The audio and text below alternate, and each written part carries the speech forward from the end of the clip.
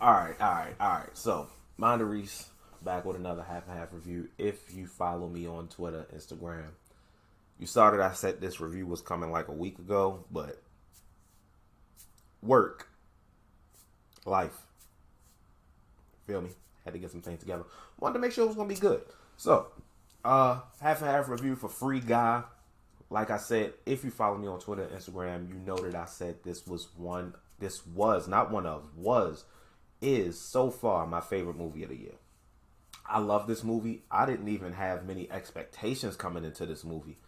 I remember, I believe we were seeing the trailers last year, but obviously it was pushed back because of the pandemic. And I felt like, bro, every movie I go see has this trailer attached to it. I'm so tired of seeing the trailer for this movie. I'm so tired of this fucking Mariah Carey song. And now I love the Mariah. I can't stop listening to the Mariah Carey song. And I knew the song existed for the movie, but now the movie has just made me like it that much more. Free Guy stars Ryan Reynolds as an NPC, non-player character in a video game called, is it Free Life? I think it's Free Life. He plays a character NPC in Free Life who works at the bank, does the same thing over and over again. If you play video games, whether it be GTA, online, something like that, you know NPCs, yeah, people kill NPCs, boom, they come right back eventually and you do it again. But there's an underlying plot factor in this, which is two of the other main characters or side characters, whatever you want to call them, had their idea stolen by the creator of the Free Life game, played by Taika Waititi, who has their technology in his game, which has allowed Ryan Reynolds' character to grow and feel more human, which basically he is the first official artificial intelligence. Very interesting. I mean, the plot isn't that interesting. The plot is very simple.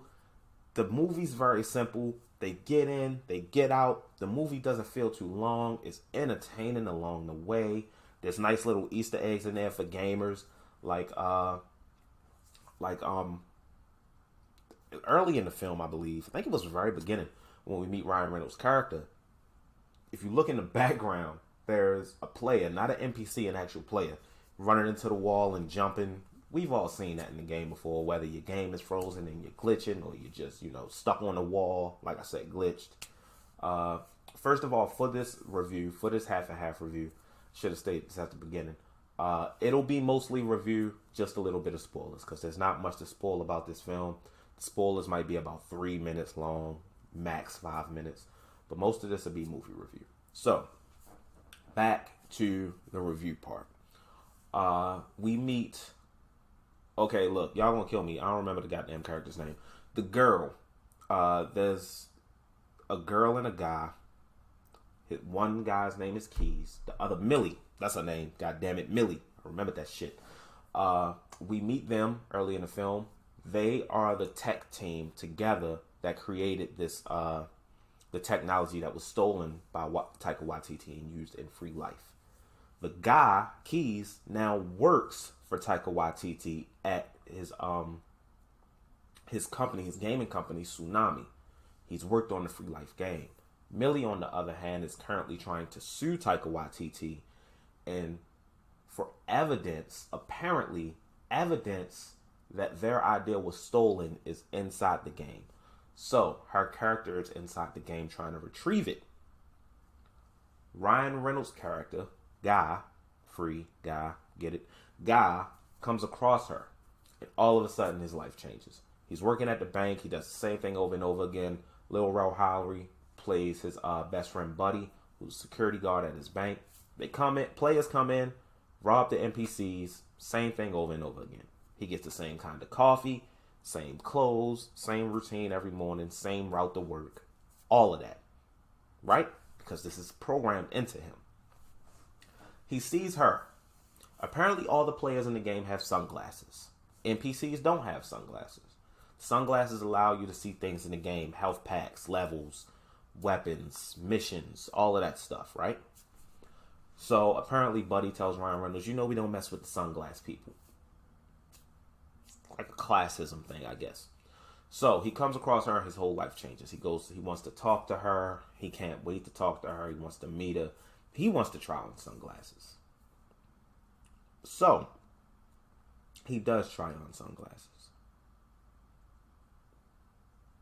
And when he tries on the sunglasses is where we really start to get into the story of the film.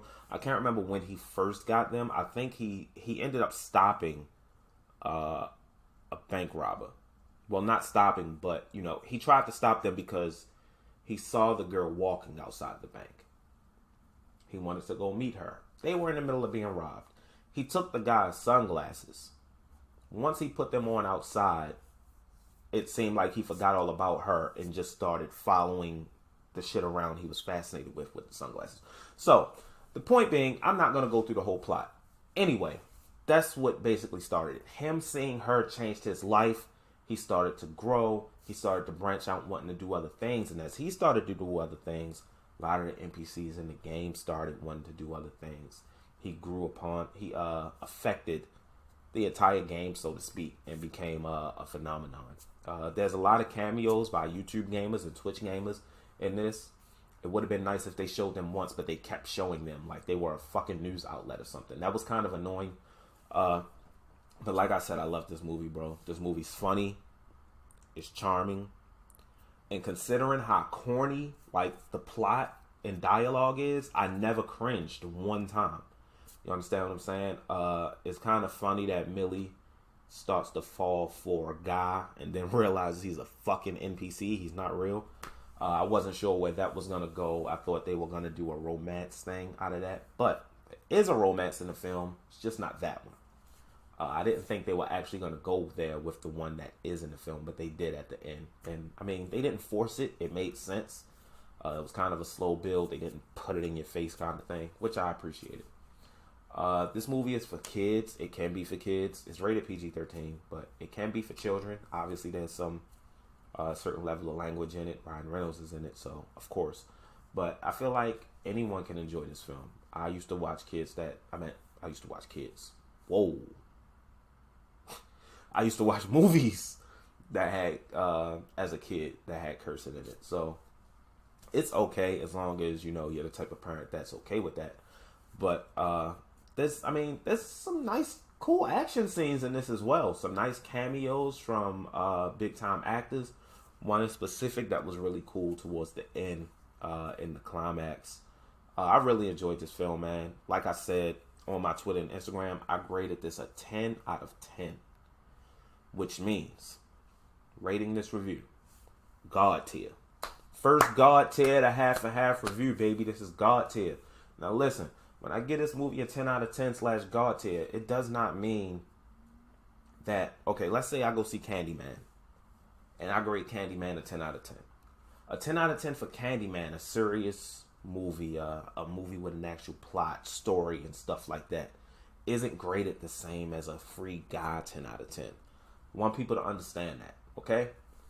But yes, this movie is God tier for me. I love this movie. I can watch this movie over and over again. Maybe because Ryan Reynolds was in it, but it kind of gave me like Detective Pikachu vibes. That's how much fun I had watching that film. But yes, this movie was fantastic. Please go see this movie. A lot of people don't like it. Let me say I do understand, this is subjective at the end of the day. It's all opinion based. People who say they don't like it and have made valid reasons, I understand. I'm not going to combat you on it. Some people haven't, though. They just sound stupid. But let me get into some spoilers in the film.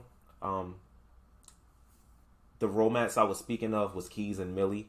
They kind of have a friendship throughout the film. It's teased, obviously, but I never thought they would really go there because there wasn't much room for it in the plot throughout the film. But they do find a way to fit it in at the end, which felt, it felt okay. It didn't bother me. There's a scene in the end where Guy is fighting a big muscular dude who kind of looked like John Cena, but he had Ryan Reynolds' head. And Ryan Reynolds breaks out the Captain America shield. Like, going through his weapons, breaks out the Captain America shield. And the Avenger music starts playing.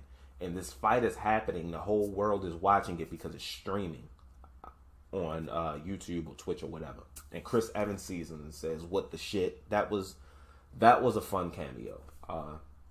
He also uses the Hulk hand, and he breaks out a lightsaber, and we get the freaking Star Wars music. It was cool. It was nice. That's really it for the spoilers. There's not much to spoil in this film. It's just a really fun film. Nice family film. Nice. I mean, I feel like adults and kids can enjoy this. If you saw Free Guy and you liked Free Guy, let me know in the comments. Like the video, subscribe and ding the notification bell, so you know when these half and half reviews come out. Follow me on Twitter and Instagram at MindOfReese. The link to that will be in the description below.